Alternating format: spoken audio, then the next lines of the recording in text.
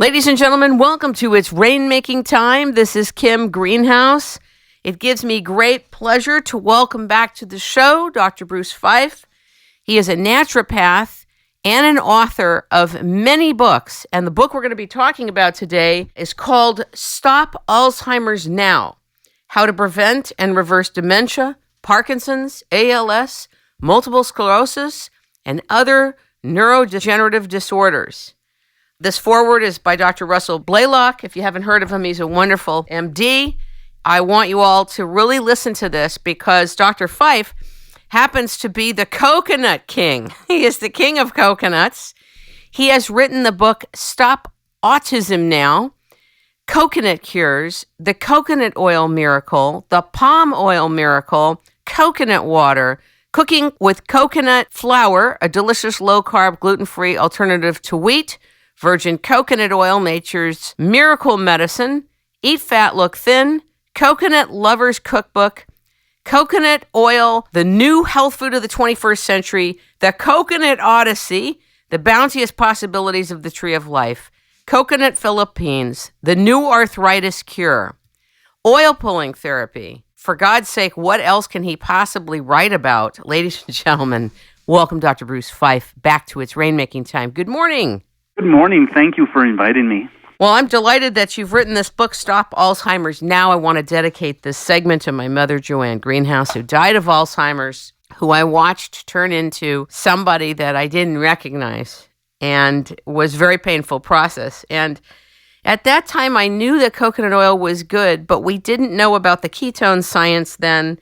Or maybe it was known, but it wasn't to the lay public about the ketone science. I would like to focus on your book, Stop Alzheimer's Now, and I'd like you to share about ketone science and ketone therapy and describe to the audience what ketones are, because there's no frame of reference in the public domain. All right. Yeah, ketones are very important, and we all need ketones in our body, particularly for brain health. And basically, all the cells in our body use glucose or blood sugar as their major form of fuel. And so when you eat a meal, much of the food is converted into glucose, which fuels our cells. When we don't eat for a period of time, say between meals, when we're sleeping or when we're fasting, then our blood glucose levels start coming down. But all the cells in our body need a continuous supply of energy. And so when glucose goes down, the cells need an alternative source. And so what the body does is it mobilizes stored fat and releases fatty acids, which are the fat molecules that make up fats. And our cells in our body can use either glucose or fatty acids to supply their energy needs. And so after a meal, when glucose levels are high, the body runs on glucose. Between meals, when glucose levels are low, the body runs on fatty acids. Now, this process works very well for our bodies, but it doesn't work very well for the brain. And the reason for that is that the brain cannot utilize fatty acids to supply its energy needs. Its primary source of fuel, like the rest of the body, is glucose. But between meals, when we don't have normal blood glucose levels, the brain needs another form of energy, and that form of energy is known as ketones or ketone bodies. And our bodies, our liver, actually makes ketones from stored fat. And these ketones are made specifically to feed the brain.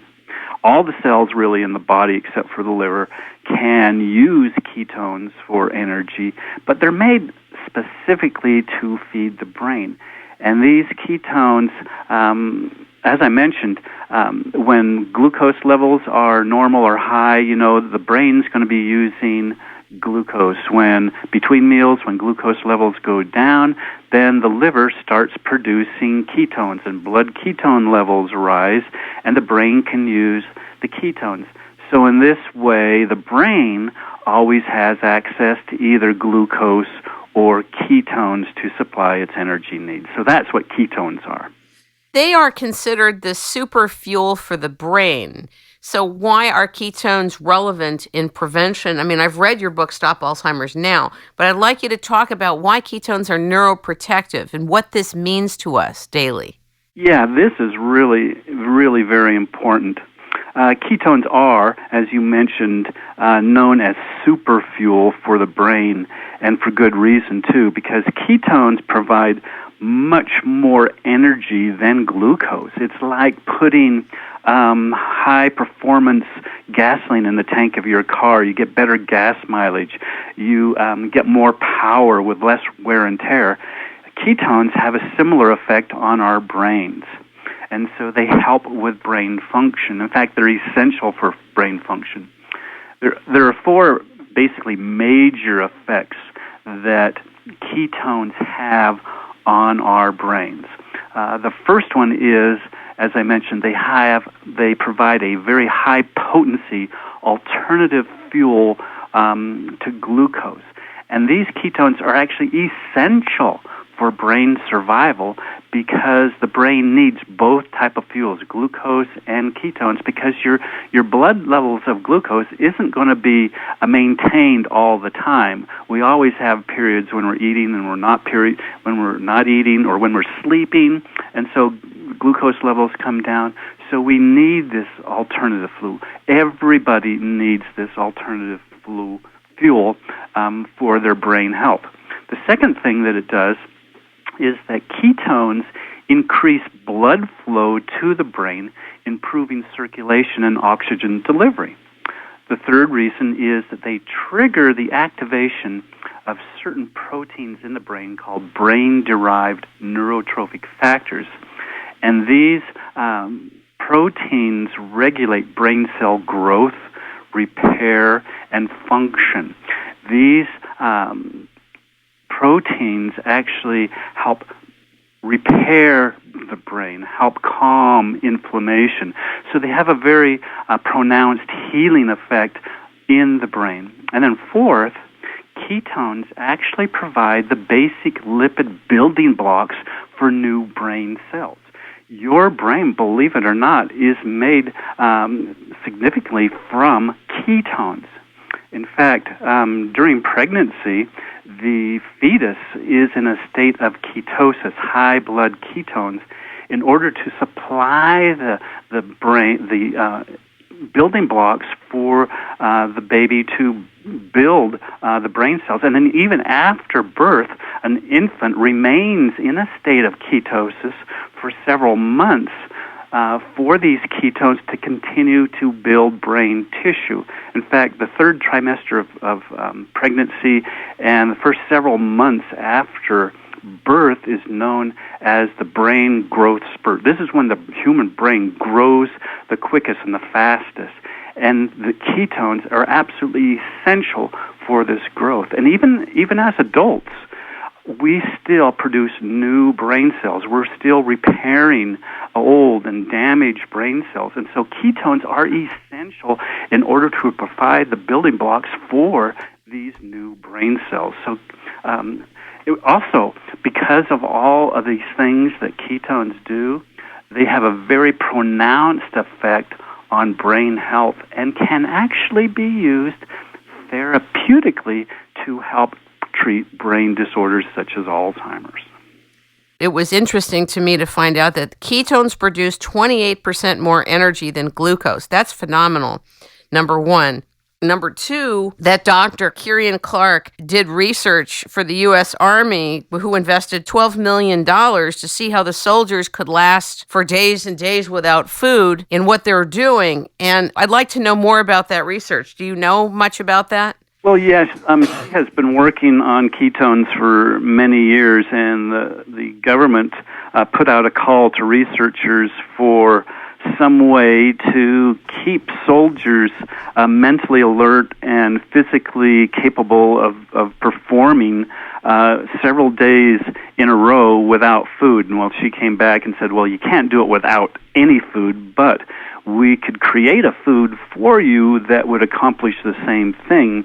And the food would actually be the ketones, basically trying to either make a food that promotes the ketone production or even take ketone tablets. Well, we're not quite at the point where you can actually take a tablet of ketones, but there are foods that promote the production of ketones. And the ketones, like as you mentioned, 28% more energy.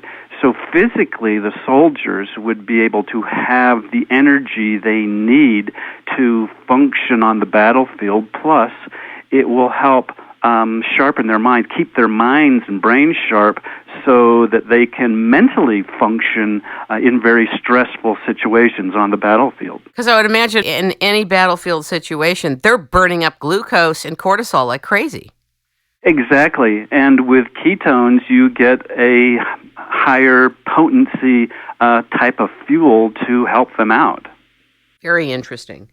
I want you to talk a little bit about coconut oil and what's in the coconut oil, and I want to talk about MCT and the active ingredients in coconut oil and some of the research findings between MCT, because a lot of people are buying MCT and putting it in their coffee in the morning, and everybody else who's heard about ketones and ketone therapy and ketone science are putting coconut oil in their coffee in the morning or coconut oil in whatever they put it in.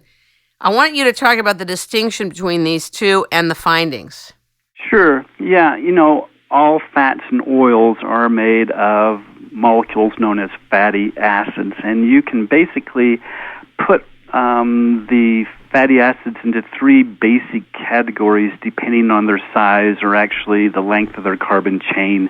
And so you have long-chain fatty acids, medium-chain fatty acids, and short-chain fatty acids. And the vast majority of the fats and oils in our diet consist of the long-chain fatty acids. Corn oil, for example, is 100% long-chain. Soybean oil, the same. Canola oil, all these oils are predominantly the long-chain fatty acids. Probably 95 to 100% of the fats that we eat day in and day out consist of long-chain fatty acids. Now, coconut oil is unique in that it is composed predominantly of the medium-chain fatty acids. And this is really important because our bodies respond to and process the fats differently depending on their size. And so the physiological effects of the medium-chain fatty acids in coconut oil are very different from the long-chain fatty acids we normally get. And most of the remarkable health and nutritional properties associated with coconut oil come from these medium-chain fatty acids. Now, you mentioned MCTs, which is medium-chain triglycerides, and basically what a triglyceride is three fatty acids joined together by a glycerol molecule. In fact, all fats and oils are actually in the form of triglycerides. So coconut oil is a triglyceride. Corn oil is in the form of triglycerides. And when we eat them, the body breaks them down into their individual fatty acids. And so medium-chain triglycerides are the medium-chain fatty acids in coconut oil. And as you mentioned also, is you can actually go to the store, you can buy coconut oil or you can buy MCT oil, which is basically coconut oil which has been refined more so that it's 100% MCT oil, because coconut oil actually has a few other fatty acids in it as well, even though it's predominantly MCTs. Isn't coconut oil 60% of it MCTs? Yeah, 63% MCTs. Okay. And so MCT oil is actually 100%. And what's interesting about the MCTs is that when you consume them, a portion of these MCTs will automatically be converted into ketones, regardless of blood glucose levels, regardless of what other foods are in the diet. The body will convert them into ketones. So you don't have to be fasting, or you don't have to, not be eating glucose or foods that provide glucose in order to produce these ketones, which is really nice because ordinarily, in order to have therapeutic levels of ketones in your body that would affect the brain, you would either have to fast or go on a very low-carb type of a diet. But like the Atkins diet? Like an Atkins diet. I did that with my family years ago. It was wild. Wild. But that was the early days, wasn't it, of the science? Yes, it was. And, well, actually, the ketogenic diets have been around for 90 years, and they were basically developed to enhance ketones in the body to treat brain disorders, epilepsy. Back in the early 1900s, doctors used fasting therapy frequently to treat very hard to treat conditions like cancer and arthritis and things like that. And they found that fasting was very effective in treating epilepsy. And they also discovered that the longer they could keep a patient on a water-only fast, the better the outcome. And so they'd fast people for 20, 30 days just with drinking water, and they had remarkable results. But if they knew that if they could extend that out for several months or a year, the results would be better. But there's a problem with putting someone on a water-only fast for such a long time. So doctors developed what was known as the ketogenic diet. And the ketogenic diet basically mimicked the metabolic effects of fasting while still providing the nutrients that a person needs to maintain good health. And the ketogenic diet proved very successful in treating epilepsy, even bringing about complete cures to very severe forms of drug-resistant epilepsy. And over the years, researchers have tried and experimented with using it in treating other type of brain disorders, such as Parkinson's disease, ALS, Huntington's disease, traumatic brain injury, stroke, and Alzheimer's. And in every case, every single case, they have shown that it improved brain health in all of these diseases. There's a lot of people and animals that have seizures for different reasons. And I'm thinking, couldn't they benefit heavily from coconut oil? Definitely, because the coconut oil will produce the ketones which the brain needs. Thinking back a few minutes ago when I mentioned the four major effects of ketones, the high-potency fuel, the improved oxygen circulation to the brain, the activation of brain-derived neurotrophic factors that work in repair, calming inflammation and healing, and then providing the basic building blocks for new brain cells. All of this goes on. So with someone with epilepsy, this is a healing process. The same with Alzheimer's disease or Parkinson's disease. When you have ketones coming into the brain, they are healing. Even things that when people are born with defects, ketones can help repair a lot of these defects. Do you think that this should be a frontier science? Oh, there is so much that could be done with ketones, and a lot more research needs to be done. I mean, like in my book, I mentioned that it can be used to treat Parkinson's, ALS, multiple sclerosis, and even autism. And so there's a lot of potential, and there needs to be more research into this field. What did you think of Dr. Theodore Vantali, his 35 years of studying ketones? What did you get from him? He is one of the major ketone researchers, and so he has provided a lot of this research. He has done a lot of the research like with other brain diseases like Parkinson's disease and such, and has shown that ketogenic diets do help with various neurodegenerative type conditions, and that ketones are essential. Do you happen to know, and would you be willing to say if you did know, did he go through any typical type of pioneering resistance, or are the people in his milieu receiving his input and his research around ketones well? How is he being received?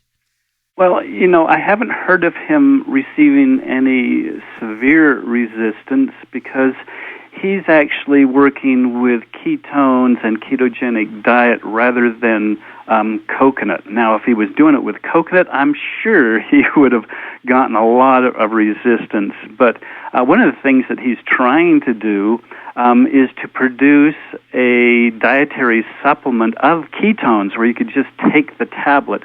And he has been able to produce such a tablet, but the expense is so high that it's not commercially feasible right now. I think anything that's too synthesized, the body will not use the same way it would use like a coconut oil. Don't you agree, or what do you think? I think natural foods, natural things are much better for our health than these very chemical synthesized products. I agree. Not to distort the MCT and the value of it, but some people get nauseous from it and they get a little bit sick to their stomach from the MCT, and I wondered, why do they? That doesn't happen with coconut oil. Why do you think that happens with MCT? Coconut oil contains actually 10 different fatty acids.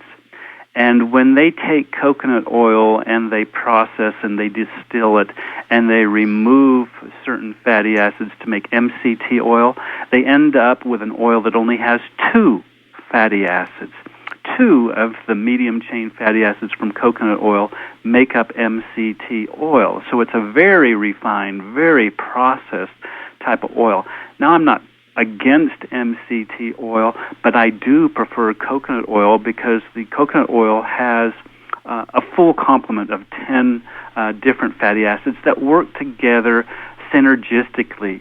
And one of the big drawbacks with MCT oil is that it contains no lauric acid. And lauric acid is the primary medium-chain fatty acid in coconut oil, and probably the most important of the medium-chain fatty acids. It's the one with the most potent antimicrobial effects. It's the one that protects us most against infections. And MCT oil has none of that. And so that's a drawback with MCT oil. And so personally, I really like foods and herbs and things that are as close to nature as possible, because when you start getting processing it and man starts getting involved with manipulating it, things start happening, and I don't think they're quite as healthy. Yeah, it's like stripping the goodies, right? Right, basically. Like with whole wheat flour and white flour. I want you to share a little bit about your knowledge of Dr. Newport. When I actually heard her talk about her husband developing Alzheimer's and how she treated him and what happened, I felt happy. I felt sad for my mother, but I felt happy for her. I want you to share a little bit about Dr. Newport and the revelation there. And then I want to talk about saturated fats with you. Okay. Yeah, this is real interesting story, Dr. Newport. She actually contacted me several years ago after she was discovering how coconut oil can treat Alzheimer's. And her husband, Steve, was diagnosed with Alzheimer's at the age of 53. And so he had early onset Alzheimer's. And he was an accountant. He was very smart. She said that he could pull apart a computer, take apart all the parts and put it back together. But then when Alzheimer's hit, he lost the ability to do that. He lost the ability to read. He could not spell simple 3-letter words like out, O-U-T, or put, P-U-T. He could no longer type on a computer keyboard. He was forgetting family members' names. He couldn't dress himself properly. He was getting really bad. And Dr. Newport, since she was a doctor, had him on all of the medications that were recommended for Alzheimer's patients. Like Aricept? Yes. My mother was on that. It did nothing for her. That's exactly right. These drugs really don't do anything. And they didn't do anything for him, too, and he continued to get worse and worse. And so she was getting desperate after, 5 years or so. And so she started looking for new drugs that were being developed that were still in the experimental stage. And she wanted to sign him up to actually participate in some of these studies testing these experimental drugs. And so as she was doing her research, she found one drug that showed particular promise. Preliminary research showed that after a single dose, that Alzheimer's patients showed a measurable improvement. This had never, ever been done before.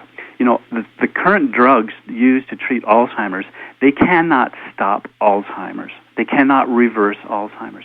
The very best they can do is slightly slow it down. That's the best they can do. But these drugs, they only work in like half the people that try them. The other half have absolutely no benefit. And the benefit that the other half do have is so small, so tiny, that it makes absolutely no difference in day-to-day life. And in those that do show this tiny bit of benefit, after 6 months to 12 months, there is no benefit whatsoever in anyone, in 100% of the people. So after 12 months, it's a total waste for everyone. So it's just a waste of money, plus there's a lot of side effects. Well, this new drug showed promise because it actually showed improvement. And so she went down to have Steve enrolled, and before he could actually enroll into the program, they made him take a test called the Mini Mental State Exam, or Mmse Test. And this test has 30 questions, and the questions generally are pretty simple. They're like, what day of the week is it, or what city are you in, things like that. And if you can answer 25 to the 30 questions correctly, that's considered normal. 20 to 24 questions correct is referred to as mild dementia. 19 to 11 indicates moderate dementia. 10 and less indicates severe dementia. So he took this test. He scored a 12. So he was very close to severe dementia. He scored so poorly that he was rejected from the study. He was considered too far gone, too severe to have any help whatsoever, so they were sent home. Now, of course, you can tell they felt really bad about this, but Dr. Newport had been studying this new drug, and she had actually on the internet found the patent application for this new drug, which contained all the science and the research behind it and preliminary studies about it. It also contained the formula, basically, for the new drug. And she learned that this drug only had one active ingredient, and that active ingredient was medium-chain fatty acids derived from coconut oil. Well, since she could not buy this drug yet, she could buy coconut oil. So she went down to her local health food store and bought a jar of virgin coconut oil, and she brought it back home. She calculated how much medium-chain fatty acids she needed to give him in the coconut oil to equal the amount of medium-chain fatty acids they were using in the studies, and it came to 2.5 tablespoons. So the next morning, and this is actually 2 weeks after he was initially rejected from the study, the next morning she put 2.5 tablespoons of coconut oil in his oatmeal. That afternoon they had a doctor's appointment, and so they went to the doctor's appointment. And this doctor had Steve retake the Mmse test. Now, remember, 2 weeks earlier he scored a 12. This time he scored an 18. This is incredible. This doesn't happen. People with Alzheimer's don't automatically start improving in their memory.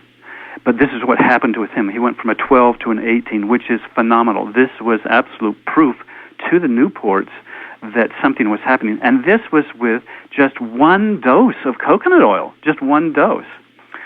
And something else also very interesting happened at the same time. The day before she started to give him the coconut oil, he had another doctor's appointment. And in this appointment, he was asked to do what was known as the clock test. And this is another standard test for Alzheimer's patients to determine their degree of dementia. And what basically it entails is drawing the face of a clock by memory. And so Steve drew his clock, and it looked like just scratches on a piece of paper. You couldn't tell what it was. And the doctor, when he looked at that, told the Newports that Steve was now entering the severe stages of dementia. Well, the next day he started on his coconut oil. And within just a few weeks, he redid the clock test, and the clock looked like a clock. And so all he was taking was the coconut oil, and his memory started improving. And so she continued to give him the coconut oil over the next year, and he continued to improve. He was able to dress himself properly. He remembered family members' names again. He regained his ability to read and to type on the computer keyboard, and he was getting onto the computer and surfing the Internet. He improved so much that he actually started to volunteer his services at the hospital where his wife worked. He retook the Mmse test and scored a 20, which is considered in the mild range. So in a year's time, he went from entering the severe dementia stage to now entering the mild stage of dementia. It's such a heartwarming and powerful story of what happened. I really wanted people to hear this. Now, against the backdrop of the scare on saturated fats and what is it, a 30 or a 40-year scare and misinformation about cholesterol and saturated fats, I'd like you to introduce what we need to know about cholesterol and saturated fats as a backdrop, because that's the knee-jerk reaction where the mainstream public will go, what about cholesterol? What about saturated fats? Aren't they bad for you? Blah. You're exactly right. Whenever I talk about coconut oil, people always say, well, what about cholesterol? And what about heart disease? Well, the connection between saturated fat and cholesterol and heart disease was proposed way back in actually the late 1950s and early 60s. And this kind of took hold, and so people associated eating saturated fat with high blood cholesterol. And yet, over the years, they've tested this, and it never really panned out. In fact, studies showed that saturated fat didn't cause heart disease. In fact, just a couple of years ago, there was a study that was published, and in this study, this was done by researchers from Harvard. They went and they gathered together all of the well-done studies on saturated fat consumption and heart disease, and they compiled them all together, and they analyzed them as a whole to see what effect saturated fat actually had on heart disease and fat consumption in general. And what they found was that eating saturated fat, those people who ate the most saturated fat, people who ate bacon and eggs in the morning and steak and dinner, these people had no more incidence of heart disease than vegetarians who completely avoided saturated fat. So this study basically refuted all of this idea that eating saturated fat promotes heart disease. And keep in mind that this study was based on all the studies that have previously been done on it. So it was a compilation of all the studies together. Do I remember correctly that the thread of the misinformation came with Francis Keyes, who cherry-picked information and kept the bulk of the findings out of the public with regard to cholesterol and saturated fat? Yeah, it was Ansel Keys. Ansel Keys, that's right. He had actually data for about, I don't remember exactly, 20 or 22 countries on their fat consumption and their heart disease rates. And when he wrote his paper and proposed this so-called theory of heart disease, lipid theory of heart disease, he only used like 6 or 7 of the countries because that gave a nice graph to prove his theory. If, however, he had used all 22 information from all 22 countries, it would have been scattered and there would have been no trend that he could have pointed to. But basically, he was deceptive and cherry-picked the data to prove his pet theory.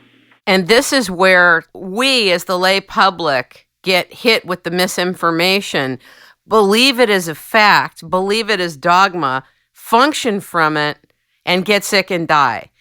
I want you to also talk about the role of cholesterol, because our brains are made of cholesterol. We need cholesterol. What's your position with respect to all the research you've done about cholesterol and how saturated fat and cholesterol work together? Cholesterol is essential. You have to have cholesterol. In fact, when you start lowering cholesterol, it has negative effects on our body. Cholesterol is needed for every cell in your body. It's part of the structural component of the cell that makes it function normally, function as it should, to allow nutrients in and waste out. So it helps regulate the life of each of your cells in the body. So it's very important in our cells. And as you mentioned, it's a very important component of our brain cells. We need cholesterol in our brains to actually transmit the pulses of the nerve transmissions in our brain, and to think and to have memories and function. In fact, it's very interesting when people are put on cholesterol-lowering drugs. Which they also did to my mother. They put her on Lipitor. Which is horrible and awful because it affects the brain, and for people with Alzheimer's, it makes it even worse. And for people without Alzheimer's, it can even cause Alzheimer's and memory loss. And so cholesterol is important for proper brain function, proper memory. It's also the basic building block for many of our hormones, estrogen, testosterone. Progesterone, all of those. Cholesterol is necessary. Cholesterol is necessary for the production of vitamin D. When the sun hits your skin, cholesterol is needed to produce vitamin D. And so cholesterol is a very essential part of our bodies. We need it. And whenever we start lowering it, either through the diet or through taking medications, we are actually harming the body, and we're harming the brain particularly. It's a real profound discovery and revelation for people of the modern day to hear this. We did a whole show on cholesterol with a doctor from Sweden who does tremendous writing and research on it. It's a real revelation. How do you personally get your coconut oil in you? Well, I use it in most all of my cooking. That's the easiest way. One of the great things about coconut oil is it's very heat stable. In fact, it makes an ideal cooking oil. I do not recommend that anyone ever use polyunsaturated vegetable oils for cooking. Polyunsaturated oils like corn oil, soybean oil, safflower oil, cottonseed oil, these type of oils. Or grapeseed oil. Are very delicate. They're unstable, and so they break down and they form free radicals very easily. In fact, exposure to any type of heat, sunlight, and oxygen causes the oxidation or the rancidity of these oils. And when you use them in cooking, that's a heat source, and so you're accelerating the degradation and oxidation and rancidity of these oils. You're making them very unhealthy. In fact, these oils, they start oxidizing in the factory when they're crushed from their seeds, and before they're even bottled, oxidation process is starting. And so when you go to the store and you buy one of these oils, it's already partially oxidized or rancid, and then when you take it home and you put it on your shelf, it's continually to oxidize. And then when you put it in cooking, that's going to accelerate it tremendously. So they're very unhealthy. Coconut oil, on the other hand, is very stable. It doesn't oxidize like this. It doesn't promote the free radicals like other oils. So it's a very safe cooking oil. So I recommend people to use coconut oil in place of these other oils for cooking and baking and kitchen needs. That's the simple way to do it. But sometimes you make foods that don't use oils. You know, you're not cooking. So what you can do is add the oil afterwards. For example, soup, add oil. Oatmeal, add the oil afterwards. Use it as a spread like you would butter. Put it into tea or hot beverages. Some people put it in their coffee. So you can put it, you can put coconut oil in any type of food. One of the benefits with MCT oil is that it has a lower melting point. Which is an interesting point. Coconut oil, if you're not familiar with coconut oil, it has a high melting point. At 76 degrees and above, it's liquid like any other vegetable oil. But below that, it starts to solidify, kind of like, butter. When you put it in the refrigerator, it's hard. But when you take it out on a hot day, it'll start to melt. Coconut oil is similar. And so 76 degrees is its melting point. And so sometimes when you go to the store, it may be solid, and you bring it home, and it may turn into a liquid, or vice versa. It's okay. That's perfectly normal and natural. It's just like water being put in the freezer, and it's frozen, and you bring it out, and it melts. It doesn't change the chemical properties. It doesn't change the health properties. It's just a different state, and you can consume it whether it's in the solid state or in the liquid state. It doesn't matter. It doesn't have any effect on its health properties. But going back to the MCT oil, since it's only 2 medium-chain fatty acids, it has a much lower melting point, so you can actually put it in the refrigerator and keep it liquid. And so for a salad or something like that, that's cool. MCT oil can be used as a base for a salad dressing, while coconut oil will tend to harden when it's mixed with a cold salad. The other thing is a lot of people are putting coconut oil to increase their metabolic rate as well in their coffee in the morning. Have you ever done that? Yes. In fact, coconut oil has a very good effect on boosting energy and metabolism. In fact, during the late afternoons when I start getting a little tired sometimes, or my wife, she mentions that she gets tired, and we would go in and take a spoonful of coconut oil as our pick-me-up, and it'll give us the energy that we need to go throughout the rest of the day. And yeah, there's been a lot of actual research on this, and the reason for that is that the medium-chain fatty acids are actually digested differently than the long-chain fatty acids. Doesn't it bypass the liver? Well, basically, the long-chain fatty acids bypass the liver, but the medium-chain fatty acids go directly to the liver, and in the liver, they're converted into energy. Got it. So the liver converts them into energy, and so you get this boost of energy. You get a lift in metabolism. And it's interesting that research has shown that after a meal that contains medium-chain fatty acids, that in normal weight individuals, metabolism increases somewhere around like 48%. So your metabolism increases 48% by eating that. But in obese individuals, metabolism increases by 65%. So the more overweight a person is, the more effect it has on stimulating metabolism, which is really nice because for overweight people, because they can use it as an aid to help them lose weight because it stimulates their metabolism and it burns off more calories. Very interesting.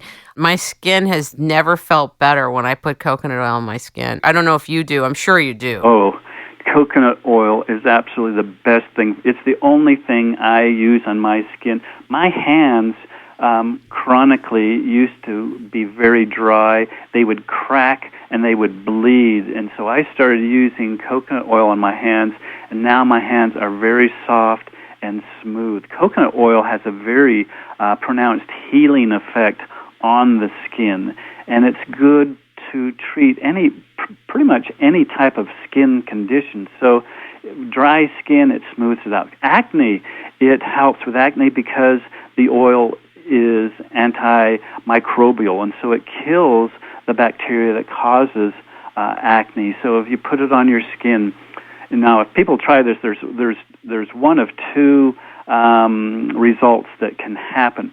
When people put on the skin, one thing that can happen is they'll have an increase in acne. And what's happening in that case is that it's detoxifying the skin. And so it'll take maybe about a week for the skin to be detoxified. And once it's detoxified, then all the acne will clear up and you'll have great skin. The other reaction is that you put coconut oil on your skin and it'll clear up the acne almost immediately. When you put coconut oil on your skin, and I've never heard this addressed, does the body take it in the same way it would through your mouth? Partially. When you put it on your skin, coconut oil actually absorbs in the skin very well, much better than other oils. Right, that I've heard. And you can actually test this out. Go and get some type of typical cooking oil like corn oil or soybean oil and put some on the back of your hand or your arm. And then take coconut oil and put some on the back of your arm on the other hand and see what happens.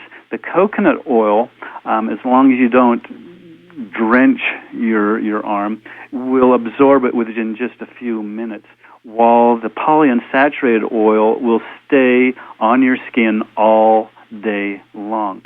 And so I tell people, put the oil on your skin, and it will absorb quickly, unless you put too much, because there's a point in which your skin won't absorb anymore. And so then you have to wipe that off. But the coconut oil will absorb into the skin. A lot of this will go directly into the bloodstream, but a lot of it will also be absorbed into the cells in the skin. The cells actually absorb it and use it as energy. It uses as fuel, and this is really good because, when you eat the oil, it's going to go into the mucous membranes. It's going to go into the digestive tract. And actually the cells in our digestive tract will absorb the oil as food, and it will help promote good health of the cells lining the digestive tract. So if you have any type of ulcers or injuries or problems in your digestive tract, coconut oil is wonderful in helping to heal these type of conditions. I mean, if you have like a cut on your hand, you put coconut oil will speed the healing of the cut. It will stop the bleeding of the cut. It will do exactly the same thing in the digestive tract, in your stomach, in your intestines, in your colon. It helps to heal the tissues. I want to talk to you about toxic metals. You did a whole section on toxic metals, on aluminum, on the fact that aluminum and mercury is in vaccines, about antacids and mercury and water. I want you to talk a little bit about why you wrote about that in the book, Stop Alzheimer's Now. Well, one of the contributing factors to Alzheimer's is inflammation. Inflammation is a major factor in Alzheimer's disease, and I mention in the book several causes of brain inflammation, and toxic metals is a major cause of brain inflammation. These metals that we come in contact, aluminum being one of them. Where are we exposed to aluminum? Well, we get it some in our cookware that we use with aluminum cooking ware. You don't want to ever use that because it's going to leach into the foods. And if you store food in it, it's going to leach in it, particularly if it's acidic foods. Aluminum is used as an anti-caking agent in baking soda and in salt. So whenever you buy baking soda and salt, you need to look for aluminum-free brands, which are available. It's also used in antacids like Maalox and Rolaids and things, and antiperspirants, and it's also used in vaccines. Now, mercury is probably the most toxic substance known to science.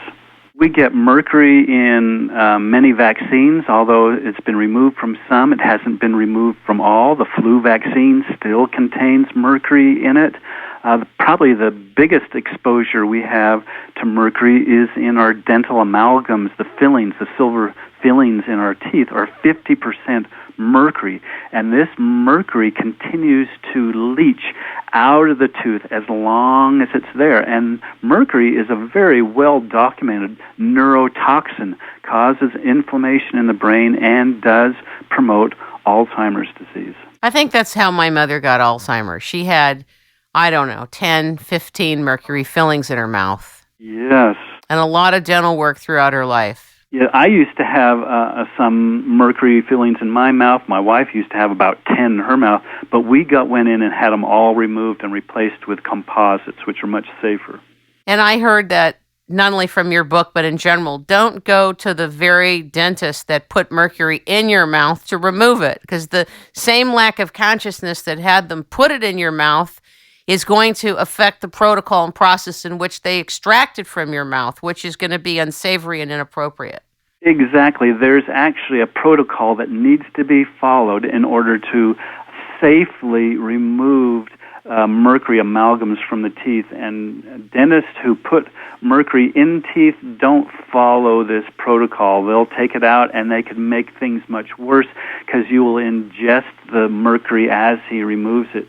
You need to go to a dentist who has had training, special training in removing mercury. And these type of dentists know the danger of mercury, and so they never, ever put mercury in people's mouths to begin with. So you'd look for a mercury-free dentist or a holistic dentist or what's also called a biological dentist who is aware of the dangers and knows how to protect the patient during mercury removal. You actually live near one of the pioneers that broke the whole science of mercury in the mouth, Dr. Hal Huggins. Yes, he lives here in town. I know. We interviewed him several times. Oh, good. And also Dr. Stuart Nunnally in Texas, who did my work on my mouth and did a whole dental revision. Pretty remarkable stuff. Talk a little bit about the relationship between these metals and Alzheimer's. Well, these metals cause inflammation in the brain, and inflammation causes insulin resistance. Chronic inflammation in the brain can cause brain insulin resistance. Now, new research on Alzheimer's has shown that Alzheimer's is actually a form of diabetes. It's brain diabetes, or in other words, insulin resistance of the brain. And this can be caused by anything that causes inflammation in the brain. And these metals are a primary cause of brain inflammation. Now, the way you can fight that is to bring in ketones into the brain. When ketones come into the brain, they calm inflammation. They start the processes of cleansing and healing and recuperation in the brain. So you want to have ketones coming into your brain on a regular basis. And one of the problems with this is that one of the major reasons we don't get enough ketones in the brain is high carbohydrate diets. When we eat a lot of sugar, a lot of refined flours, and things like that, that prevents the body from producing ketones, because when we eat that type of food all the time, then our glucose levels are elevated all the time, and the body has no need to produce ketones. And ketones are necessary for people with Alzheimer's specifically who cannot utilize glucose. And so when glucose is available, Alzheimer's patients' brains are actually starving to death. They're degenerating. They're dying. And as the brain begins to die, brain cells begin to die, the brain begins to shrink, and the person begins to lose cognitive ability, memory, and even their personality. I want to mention what happened to Peter Falk, our great character Columbo, after he came down with Alzheimer's. What triggered his Alzheimer's? I want you to share that with the audience. Yeah, that's kind of interesting because he was doing movies way up to the time when he actually went to the dentist and had some dental work done. And immediately after the dental work, his brain started going towards Alzheimer's. And it didn't take, very long at all, just a few months when he was into Alzheimer's and no longer could memorize scripts. In fact, he couldn't even remember his role in Columbo, which he was famous for. And eventually, it took I think by maybe about 2 years before he died from Alzheimer's.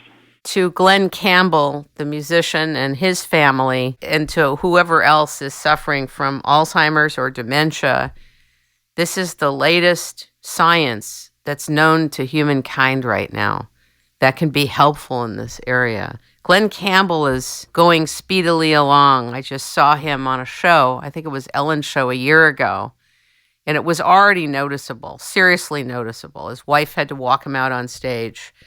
And to the Glenn Campbell family, take some coconut oil, get going. I did hear, Bruce, correct me if I'm wrong, but the coconut oil restores the ability to function, but you have to stay on it the rest of your life. Well, it depends.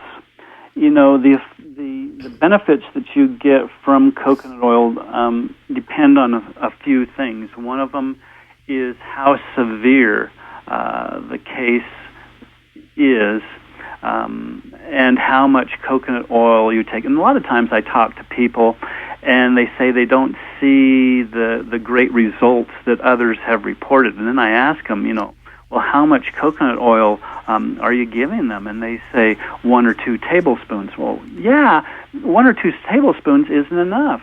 You need to have about 5 tablespoons a day. If you have diagnosed Alzheimer's disease, you need a good 5 tablespoons to help reverse that. Now, some people who are not as severe, who are more in the mild stages or beginning moderate stages, they can start on the 5 tablespoons of coconut oil, and basically they have totally reversed Alzheimer's and come totally out of Alzheimer's. So they are basically cured from the disease. Now, someone who has more advanced disease, there's probably some permanent damage done, and so they can reverse a lot of it. They can improve a lot of it.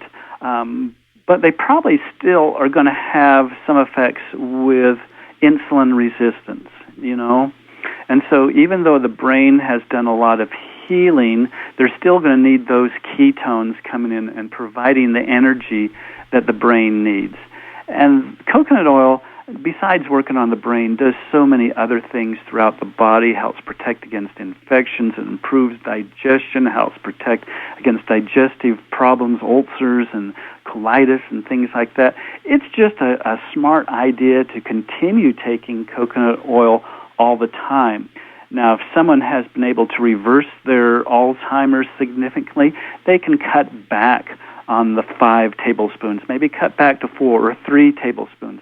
And likewise, people who want to prevent ever getting Alzheimer's, they can start taking 2 or 3 tablespoons of coconut oil a day as a preventative measure.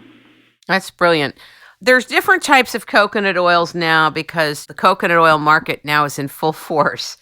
And there's a distinction between refined and unrefined. I'd like you to share why people should have unrefined coconut oil if they're going to ingest it.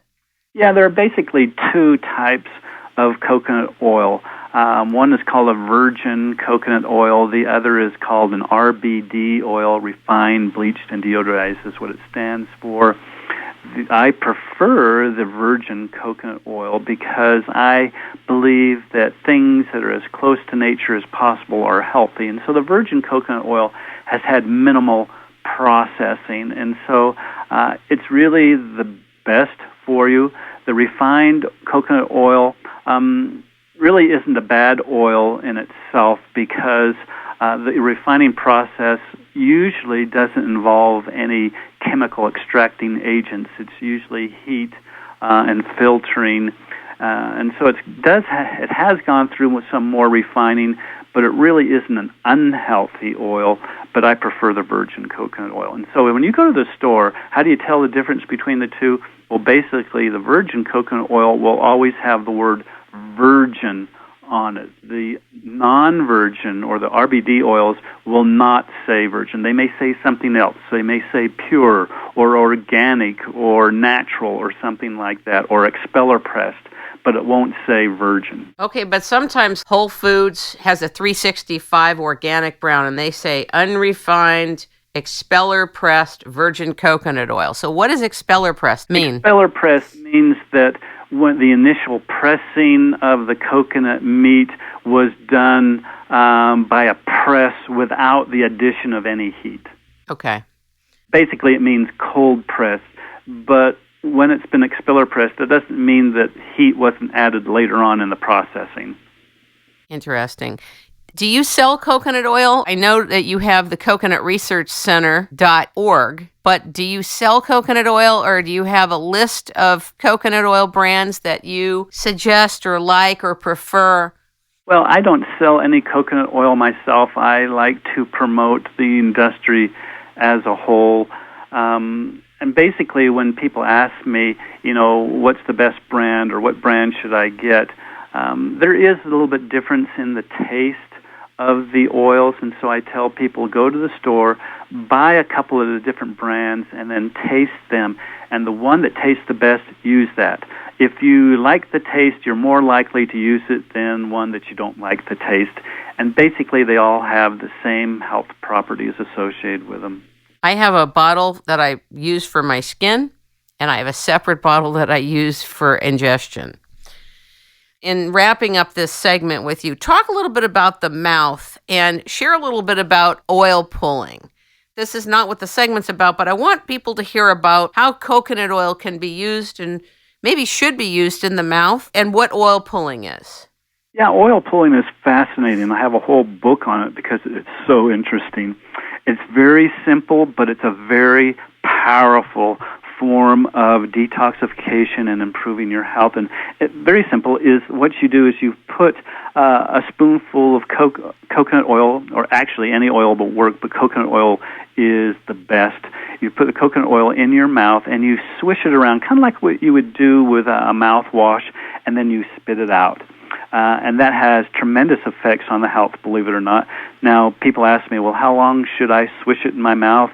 And I recommend about 15 minutes, maybe 20 minutes. And people say, wow, that's an awful long time. But I do it every morning. It's become a routine. And the first thing in the morning, I put a spoonful of coconut oil. And when you say a spoon, do you mean a teaspoon? A teaspoon, about, yes, or a little bit more, maybe 2 teaspoons. So just a spoon's worth. You don't want to put too much in your mouth because as you're swishing it around, you're going to secrete saliva and your mouth's going to build up with saliva. So you need to allow some room for saliva to be in there too. And so you swish it around, and in the morning when I do that, then I go about my normal routine, getting dressed, making breakfast, taking a shower, reading the newspaper, getting on the internet. And if you do that, then you don't even notice that you're swishing, and oftentimes I'll be swishing for a half hour before I think, oh, I need to spit this out. So it's really not a burden to do that. And the great thing about doing this is that what the oil is doing in your mouth is it is absorbing all of the bacteria, viruses, pus, and mucus, and other things that you don't want in your mouth, and it's collecting it, and when you spit it out, you're removing it. It's kind of like putting motor oil into your car, and when you drain it, it pulls out all the gunk and nasty stuff with it. You're doing that with your mouth, which reduces the bacteria load in your mouth. Our mouths are a focal point of bacteria that affects the entire body. The bacteria in your mouth can absorb into your bloodstream and go throughout your body. In fact, if you had any heart surgery or heart problems and you go to the dentist will prescribe antibiotics for you before he starts working in your mouth, because he knows that when he's working in your mouth, he's going to release bacteria that are going to get into your bloodstream and that can go to your heart and cause heart failure. And so the patient needs to have an antibiotic to address that when they see the dentist. So we have this bacteria in our mouth that's going through our bloodstream. It can collect in joints and cause arthritis. It can collect in your kidneys and cause kidney problems. It collects in your arteries, causing inflammation and hardening of the arteries. And it can go into your brain and even cause infections in your brain that promote Alzheimer's disease. And so it's very important that we keep our mouths clean. And oil pulling is something that is very simple, very cheap to do, to cleanse our mouth.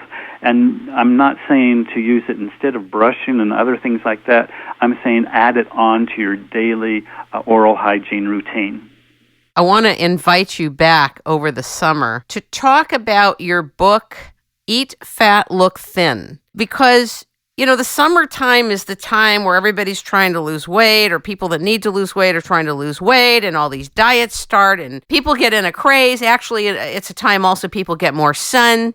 So there's a lot of elements to the summer around the world that actually help people and induce weight loss. However, I'd like to discuss that book with you. Okay. And I'd like to also thank you for writing this book, Stop Alzheimer's Now: How to Prevent and Reverse Dementia, Parkinson's, ALS, Multiple Sclerosis, and Other Neurodegenerative Disorders. And I'd like you to protect your brain and pick up this book. Go to the coconutresearchcenter.org and pick it up and some of the other books that Dr. Bruce Fife has written. I really respect who you are and what you do and the contributions that you're making to the world. Thank you so much for being on the show. Oh, thank you for inviting me.